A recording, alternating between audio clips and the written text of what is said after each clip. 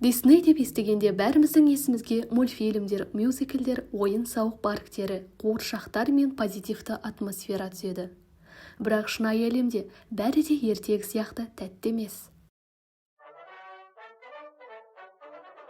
Уолт Дисней 1901 жылы Чикагода дүниеге келген. Ол бала кезден-ақ сурет салуға бейім болды. Бірақ бір оқиға оның бүкіл өміріне әсер етті. Бір күні ол ағашта отырған үкіні ұстап алады. Қорыққан құс тырмысып қашуға тырысады.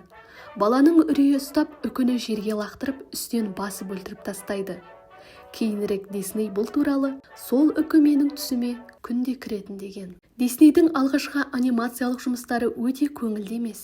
Олар қаңқалар биі, өлім, қорқынышты елестер, тіпті тозақ туралы болды. Мысалы, Скелетон Дэнс мультфильмі үкінің ағашта отыру сәтімен басталды. Бұл Диснейдің бала кездегі трагедиясына ашық сілтеме. Уолт пен Лилиан үлкен отбасын армандады.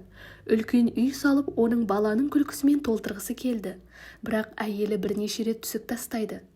Дисней бұл жағдайлардан кейін жүйкесі сыр беріп, 1931 жылы ауыр күйзеліске ұшырайды. Телефонмен сөйлесе алмай жылай беретін халге жеткен. 1930 жылдардың басында бір кеште болжаушы оған «Сен 35 жасында қайтыс боласың» дейді. Бұл Диснейдің өмірін төңкеріп тастайды. Ол өмірінің соңына дейін өлімнен қорқып өтті.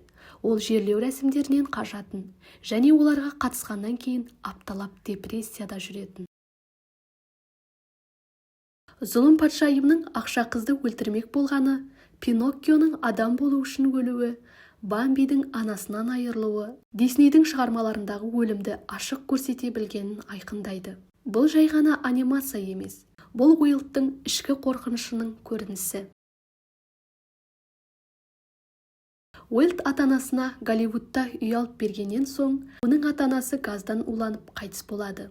Бұл трагедия Диснейді рухани сындырып тастайды. Ол өзін кінәлап, ешқашан кешіре алмады. Осыдан кейін Дисней мультфильмдегі көптеген кейіпкерлердің анасы жоқ екенін байқадыңыз ба? Диснейленд алғашқы ашылған күні апатпен басталды. 15 000 адамға арналған саябаққа 28 000 адам кіріп кеткен. Жалған билеттер сатылған. Күн 40 градусқа дейін жетіп, асфальт еріп, әйелдер өкшелерімен жабысып қалған. Су, тамақ, көлеңке болмады. Аттракциондар істен шықты. Ұйқыдағы арудың сарайы отқа орануға шақ қалды. Бұл күн тарихта Диснейдің қараңғы жексенбісі деген атаумен қалды.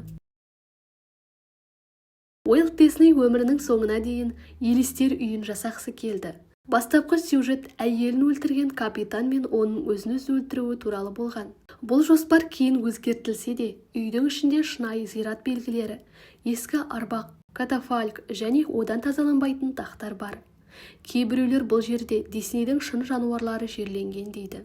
Дисней бұл жай ғана ертегі емес, адам санасының ең терең қорқыныштарынан құралған мәдениет. Егер бұл видео сізге қызық болса, лайк басып пікір жазыңыз.